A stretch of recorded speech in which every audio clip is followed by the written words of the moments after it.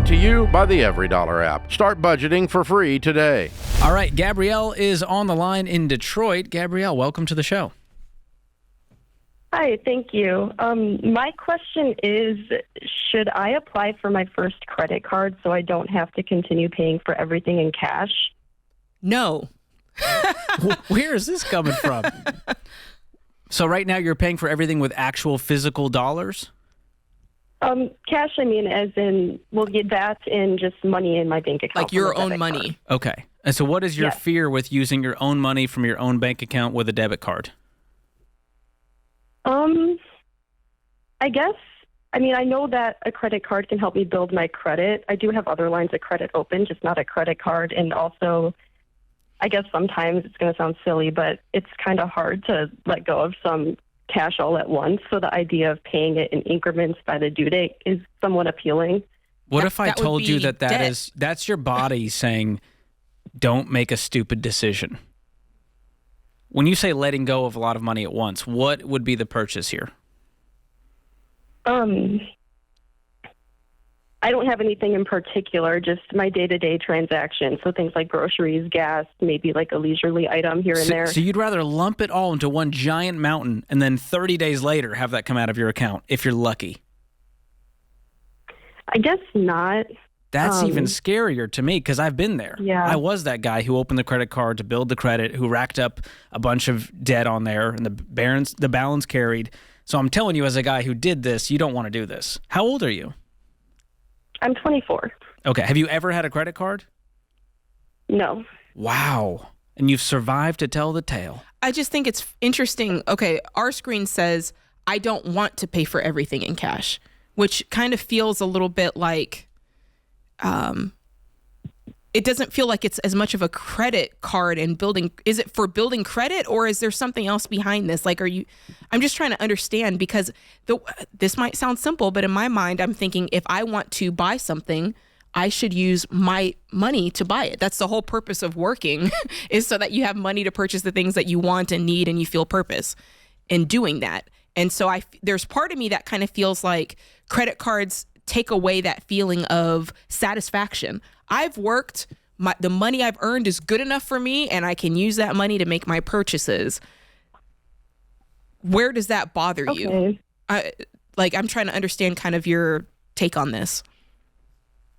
Like I said, I guess people always tell me that you should have a credit card to build your credit. I don't know if I should need that. Just my friends and family. Are your friends outstandingly wealthy that you look up to them and go, I want to be them when I grow up? Not exactly. So there's one reason to not listen to them. There's a foundational difference here. And so where George and I are coming from is you might be new to this show, but everyone here is kind of the mind, we are of the mind that we don't need or rely on credit at all for our lives because, like I said before, we have jobs, our jobs earn money, and we've learned to live on the money that we earn. And when we do that, we keep ourselves out of debt and we keep ourselves out of risk in general in life because we're just using and spending the money that we have. We're using that money to pay for our day-to-day needs. We're using that money to save up emergency funds so that we don't need to rely on credit cards. And so that's where George and I are approaching this. And it sounds like some of the people that you've been talking to have a different view of life. And their view of life is your money is not enough. And so you have to get credit because they can give you the money you need to have the lifestyle you want. And the only way to get credit is if you can have debt. And so it's this ping pong between debt and building credit and more debt and building credit. And when you do your life like that, you're just constantly caught in that limbo. You're never debt free and you're never actually living on the money that you earn. And you're in this constant state of risk to play that game when you don't have to.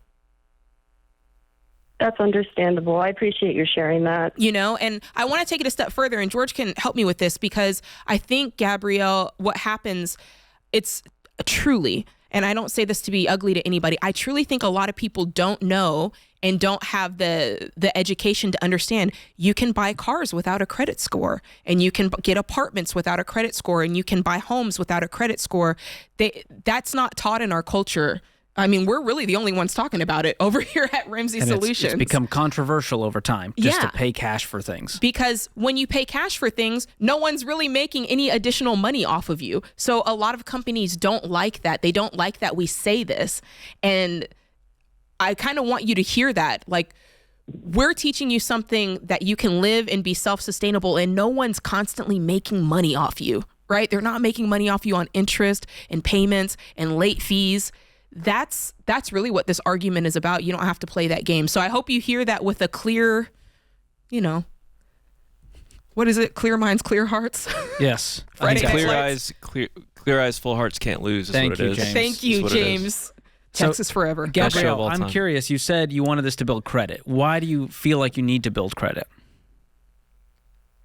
I guess in case I ever needed to take another loan out in the future, because right now, like I said, I do have 3 other lines of credit open. What are those lines of credit? I have a mortgage, a car loan, and some student loans. Okay.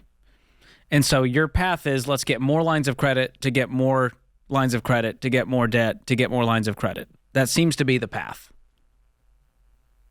I guess that's what I thought I should be doing. Well, what I'm trying to do is unravel this to show you the insanity that America has fallen into. And so when you really look at what credit scores are for, it's a magic number that was given to us by the credit gods to get us into more debt. And so when you decide, I'm done with debt, I don't want a car loan anymore, I don't want the student loan anymore, you no longer have a need for credit. And even when it comes to buying a house, I bought a house with no credit score. And we teach people, save up and pay for a car you can afford in cash. Mm-hmm. And then you don't need credit because they don't check your credit score when you pay cash. Because let's just play this out down the line, Gabrielle. What happens if you do what you called in to do, what you just say, you know what? I don't want to use my own money anymore. I'm going to use credit cards. What happens is each month you have a revolving balance. And if you're lucky, you pay it off. If you're not, you keep some of it there. And so you end up now with a car note, a student loan, and then credit cards. And my question for you is, what does that get you? If you do that, what are you getting out of this deal besides debt? I guess the material item of whatever it was I purchased. Which was probably not a responsibility wise for me to purchase. pay off. And here's what I found. When you use someone else's money, you look at it differently. When you use your own money, you start to go, oh, crap. That's money leaving my bank account right now. Well, that's science, George. Like, there's actual psychological studies on what happens when you use credit card that's plastic versus credit card that's your debit card versus cold hard cash. Your body becomes more and more removed from the process, the more and more it's removed from being actual money in your hand. Even something like Apple Pay, even though it's your money. But their tagline is cashless made effortless. They want to make spending so effortless. And here's what I found, Gabrielle, now for 10 years living with a debit card. When it hurts less, it costs more. You spend more, you're hoping you can make the payment, you're lucky to make the payment. I found when I use my debit card, I don't need hope or luck. I need to actually pay attention to my money. And when I run out, I can't spend anymore. Mm-hmm. And to me, that is a great way to build wealth. And it adds really healthy guardrails. So that's why I'm recommending all of this to you. And I unpack all of this in the credit cards chapter of my new book, Breaking Free from Broke. I'm telling you, you will want to take a shower after reading that chapter. I unpack the studies. I go through every objection that's in your mind. I'll show you how to live life outside of the credit card and credit score system. So hang on the line. Our team's going to pick up, and we will gift you Breaking Free from Broke. You can choose audiobook, ebook, the hardcover copy, however you like to read. We want to make sure we get it into your ears or in your hands. Thank you so much for the call. Great question. Love your heart around this, and I hope we've convinced you to stay away from these gross companies. Because listen, Capital One's out here sponsoring the Taylor Swift tour. We can't afford tickets to the Taylor Swift tour. Who is winning here? It's not us. It's the companies with the big buildings downtown. Create your free every dollar budget today, the simplest way to budget for your life.